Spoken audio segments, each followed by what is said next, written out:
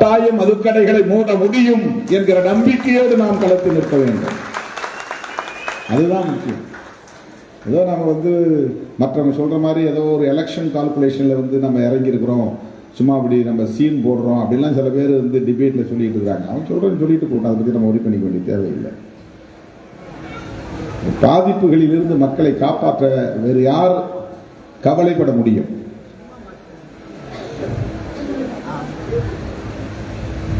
இப்படி ஒரு போராட்டம் நடத்துவதனால் தேர்தல் களத்தில் நமக்கு பாதிப்பு ஏற்படும், கூட்டணியில் நமக்கு சிக்கல் ஏற்படும், 2026 தேர்தலில் நமக்கு பின்னடைவு ஏற்படும் என்ற நிலை ஏற்பட்டால் கூட இந்த நோக்கத்திலிருந்து நாம் ஒருபோதும் விலகக்கூடாது, நழுவக்கூடாது, வழுவக்கூடாது என்பதை நான் அழுத்தமாக சொல்ல கடமைப்பட்டிருக்கிறேன். இதுவும் நான் ஏதோ யாருக்கோ பதில் சொல்லுவதாக நினைக்க வேண்டாம். அந்த நோக்கத்தில் நான் பேசவில்லை. ஏன்னா ரொம்ப கான்ட்ரோவர்சியலான ஒரு சப்ஜெக்ட், ரொம்ப சிக்கலான ஒரு பிரச்சனை.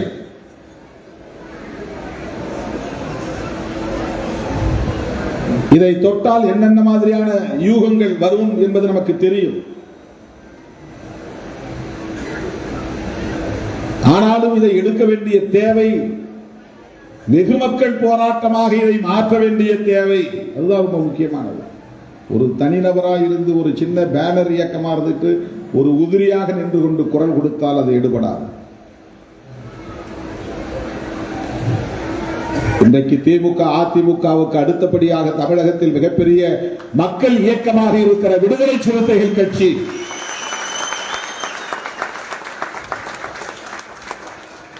மக்கள் குரலாய் இதை ஒழுங்கி ஒலிக்கிறது. இதில் நாம் தெளிவாக இருக்கிறோம், உறுதியாக இருக்கிறோம். இந்த போராட்டத்தை முன்னெடுப்பதனால் எந்த விளைவுகள் நேர்ந்தாலும் அந்த விளைவுகளை எதிர்கொள்வதற்கு தயாராக இருக்கிறோம். அதுதான் முக்கியமானது. இதை உங்களுக்கு நான் முதலில் ஒரு நம்பிக்கையாக சொல்ல, நம்பிக்கையை பதிவு செய்ய விரும்புகிறேன். ஆமா, எங்களுக்கு மதுவிலக்கில் உடன்பாடு இருக்கு. ஒவ்வொரு கட்சியும் மதுவிலக்கு ஒத்துக்கிறாங்க, மதுவை ஒழிக்கணும்னு ஒத்துக்கிறாங்க, மது கடைகளை மூடுவோம்னு ஒத்துக்கிறாங்க. அப்புறம் என்ன சிக்கல்? ஏன் தமிழ்நாட்டில் மது கடைகள் திறந்திருக்கு?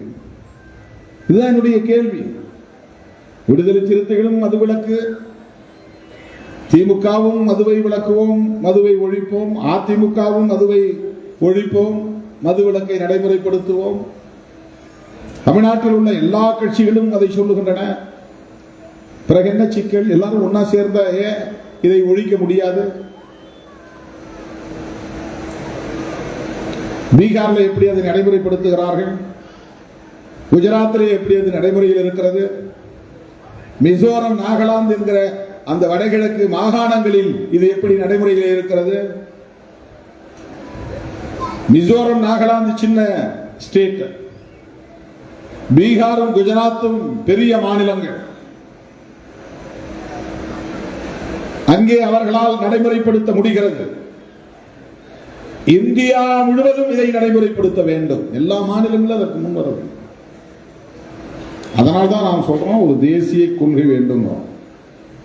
சில பேர் இவர் திமுகவை சொல்றதுக்கு பயந்துகிட்டு அவர் பூசி மெழுகி அவர் தேசிய கொள்கைன்னு அதை டைவர்ட் பண்றாருங்கிறான். இதை நாங்க சொல்றது புரிஞ்சுக்கிறதுக்கும் உங்களுக்கு கொஞ்சம் ஞானம் வேண்டும். அப்படிதான் நான் சொல்லுவேன். இதை புரிஞ்சுக்கிறதுக்கும் உங்களுக்கு ஒரு சக்தி தேவை. நாங்க தான் சொல்றோம், தமிழ்நாட்டில் கடையை மூடுன்னு தான் சொல்றோம். அதுல எந்த தயக்கமும் எங்களுக்கு இல்லையே. தமிழ்நாட்டில் கடைகளை மூட வேண்டும் என்று சொல்லுகிற போது திமுக தலைமையிலான கூட்டணியில் இருக்கிற தோழமை கட்சியான விடுதலை சிறுத்தைகள் கட்சி கூட்டணியில் இருந்து கொண்டே பேசுகிறது. இதை எவனும் பாராட்ட மாட்டான். அவன் கூட்டணி இருந்துகிட்டே ஏன் கேள்வி கேட்கலாங்கம்மா, கேட்டுக்கிட்டு அப்புறம் ஏன் இருந்துகிட்டே அங்க கேட்கிறான், வெளியே வந்துட்டு கேளு. இப்ப அவன் நோக்கம் என்னன்னா, அந்த கூட்டணியை விட்டு நம்ம வெளியே கூட்டணியை பலவீனப்படுத்தணும். அது மட்டும் தான் அவன் நோக்கம். பேசலன்னா ஏன் பேசலங்கிறான், பேசினா நீ ஏன் அங்க இருந்துகிட்டே பேசுறாங்க. அதுக்கு ஒரு கெத்து வேணும். அது விடுதலை சிறுத்தைகளுக்கு மட்டும் உள்ள கெத்து. தமிழ்நாட்டு அரசியலில் கூட்டணியில் இருந்து கொண்டே மக்கள் பிரச்சனைகளை துணிந்து பேசுகிற துணிச்சல் உள்ள இயக்கம் விடுதலை சிறுத்தைகள் கட்சி மட்டும்தான். தமிழ்நாடு அரசுக்கு நாம் விடுக்கிற வேண்டுகோள் படிப்படியாக வேணும். அரசு மதுபான கடைகளை மூடி வரலாற்றில் நல்ல பெயரை எடுத்து நிலையான வெற்றியை நீங்கள் பெறுங்கள், வாழ்த்துகிறோம். டிஎம்கேக்கு நான் சொல்றேன், நீங்க மட்டும் இந்த எலெக்ஷனுக்கு முன்னால அரசு மதுபான கடைகளை மூடுனீங்கன்னா எத்தனை விஜய் வந்தாலும் திமுக தான் வெற்றி பெறும். உங்களுக்கு என்ன லாபம்? திமுக ஆட்சி வந்துட்டா மதுபான கடைகளை மூடுவதே எங்களுக்கு வெற்றி தான். அதை விட வேற என்ன எங்களுக்கு வேணும்? மதுபான கடைகளை விடுதலை சிறுத்தைகளுடைய போராட்டத்தால் மூடியது அரசு என்றால் அடுத்தடுத்து வருகிற தேர்தல்களில் விடுதலை சிறுத்தைகளைத்தான் மக்கள் வரவேற்பார்கள்.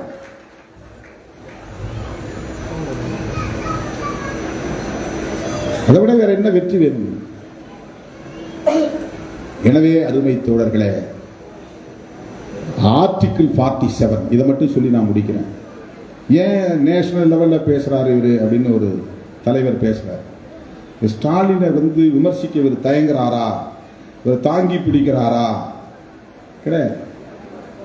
அப்படின்னா இப்படி ஒரு முடிவே எடுத்திருக்க மாட்டோம் விடுதலை சிறுத்தைகள். அந்த தயக்கம் இருந்தா, அப்படி ஒரு நெருடல் இருந்தா இந்த முடிவையே எடுக்க முடியாது.